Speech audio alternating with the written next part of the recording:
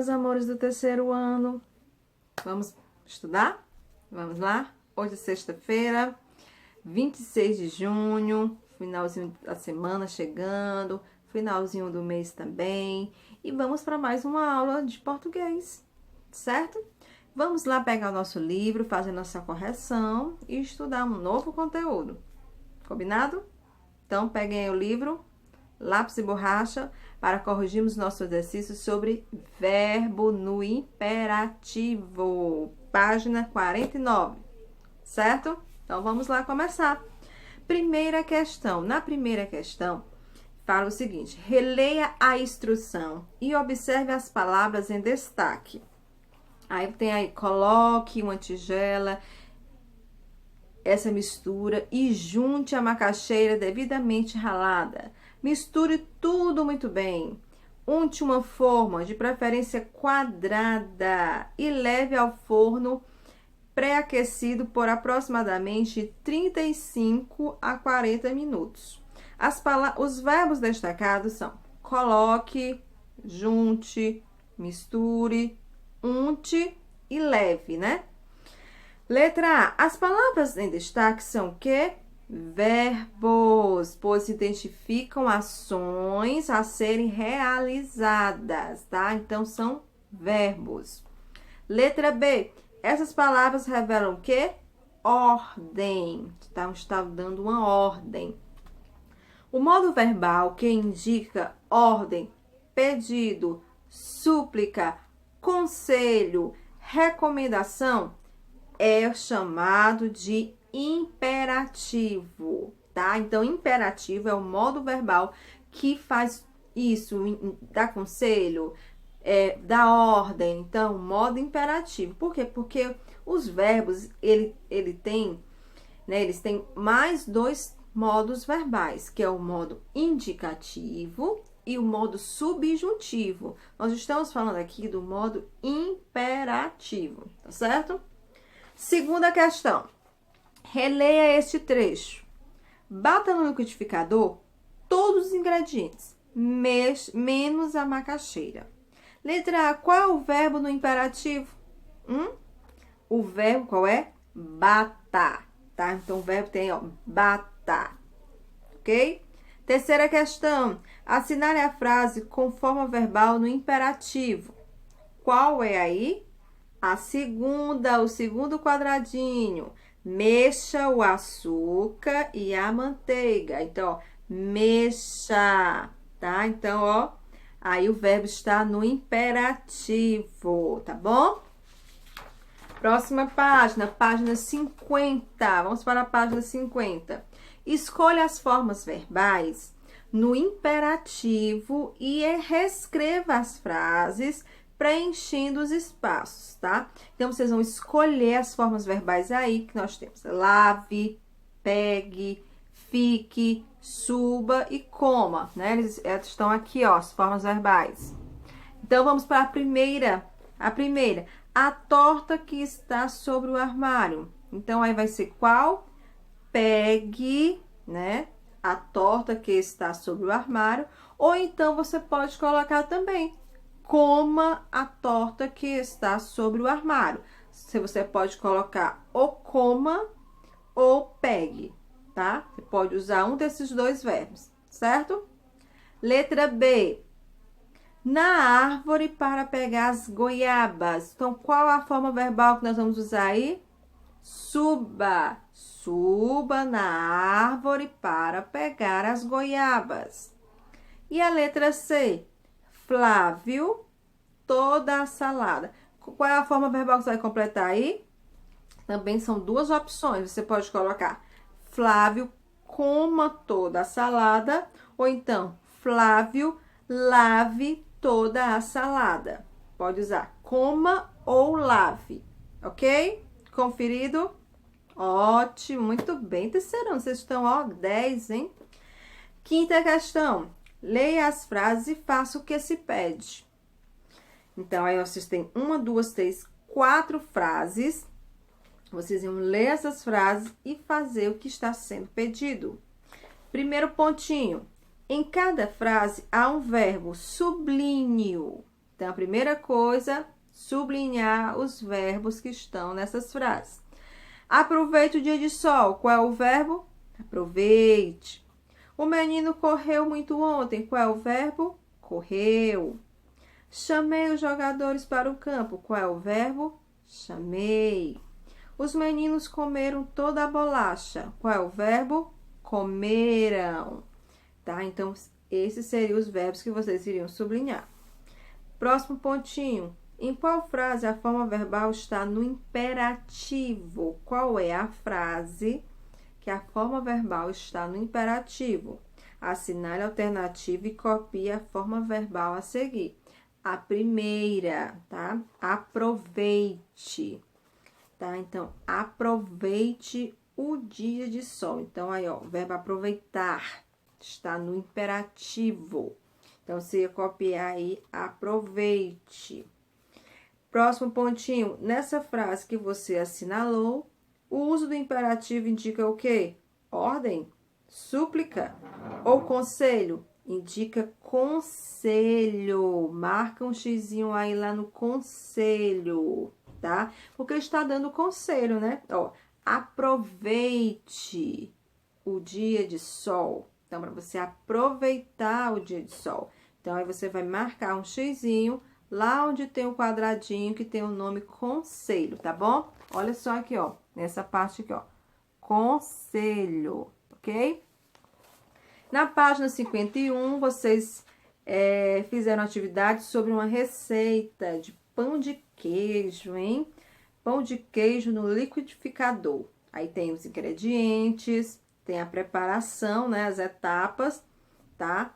Então, com certeza vocês fizeram a leitura em casa dessa receita, não é? Então, vamos lá para a questão. Reescreva a preparação substituindo os verbos em destaque por verbos no imperativo. Então, você vai colocar os verbos que estão lá em negrito, ó, esses aqui, ó, e vocês vão colocá-los no imperativo. Por quê? Porque aqui tem bater e aqui tem pôr. Então, vocês irão modificar e aqui, ó, levar, né? Modificar colocando no imperativo. Então, como vai ficar? Confiram aí a resposta de vocês. Bata tudo no liquidificador e ponha em forminhas untadas com óleo, tá? Então, a etapa 1 vai ficar assim, ó. Bata tudo no liquidificador e ponha em forminhas untadas com óleo. A etapa 2, como é que vai ficar o verbo? Vai ficar o quê?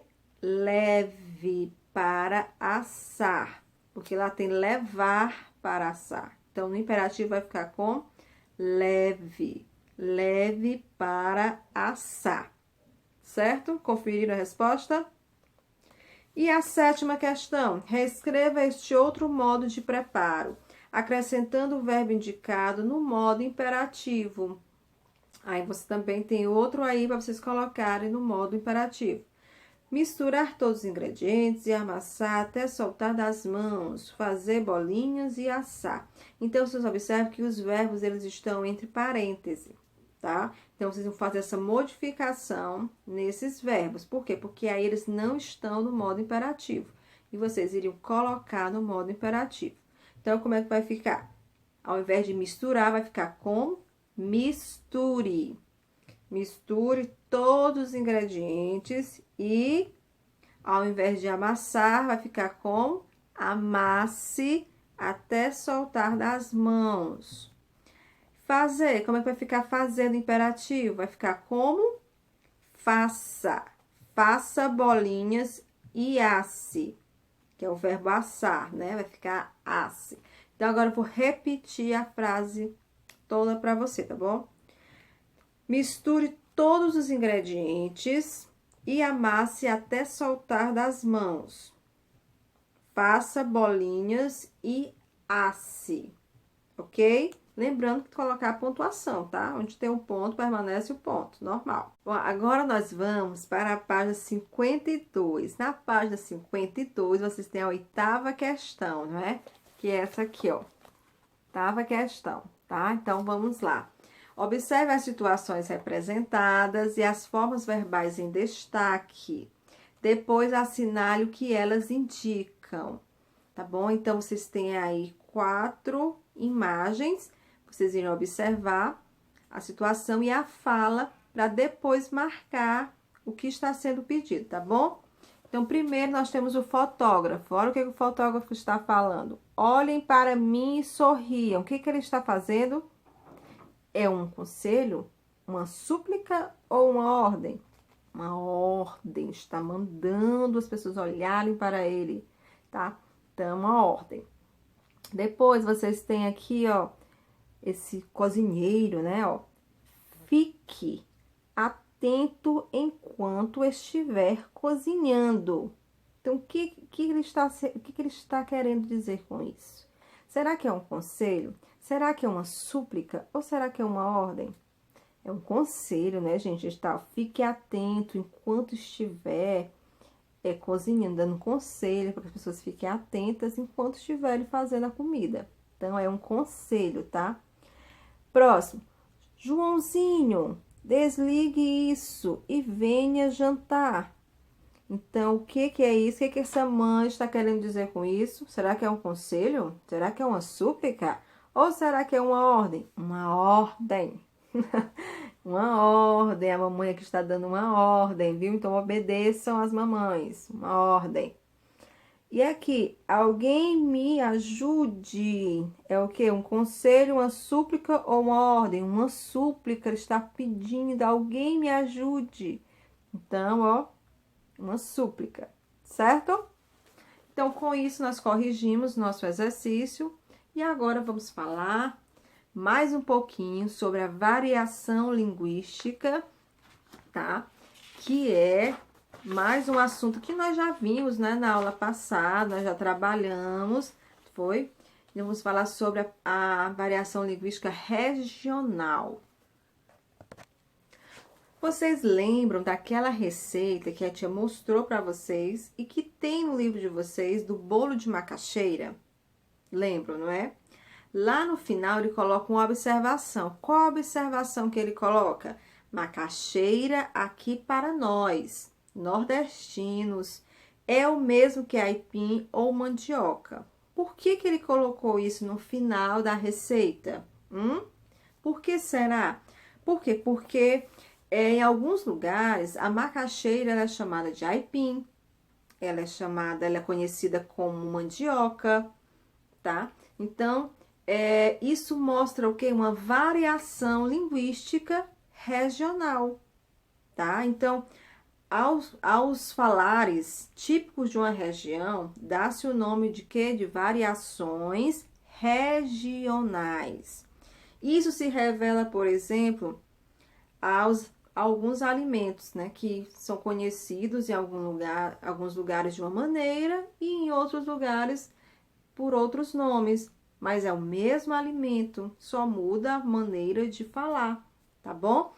E também algumas expressões, né, que as pessoas usam, dependendo da região, e há essa mudança. Por quê? Porque a nossa língua, como eu falei para vocês, a nossa língua, ela sofre variações, tá? E essas variações que mudam de acordo com a região, elas são chamadas de variações regionais.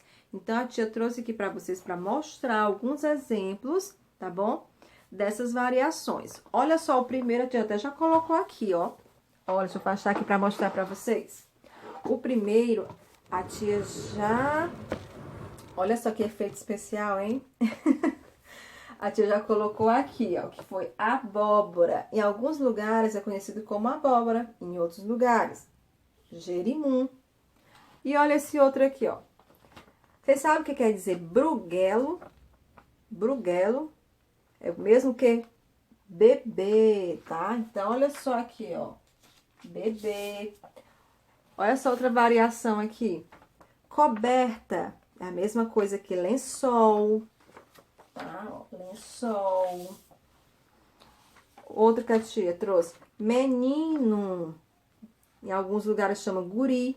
Lá no sul, também no sul do país, né? Chama guri, meu gurizinho, né? Guri. Olha só aqui esse outro. Biscoito, hein? Quem nunca chama o biscoito, chama bolacha. Ah, eu vou comer umas bolachas. Vou comer alguns biscoitos, né? Galheta também. Tem lugares que chamam-se galheta. Vocês sabiam? Olha que interessante, hein? Galheta. Deixa eu pegar aqui mais. E olha só aqui, ó, a tangerina, que em alguns lugares é conhecido como mexerica, bergamota, olha só, hein, bergamota. Aqui, ó, a ata, que em alguns lugares é conhecida como fruta do conde, tá? E cabreiro, que é a mesma coisa que desconfiado. Ó, estou cabreiro, estou desconfiado, né? Então, vocês estão observando que aqui eu trouxe alguns exemplos, mas vocês podem encontrar muitas variações regionais, tá? Dependendo da região. E nós devemos fazer o quê? Respeitá-las, tá? Porque às vezes as pessoas acham que só o que elas dizem é que está correto.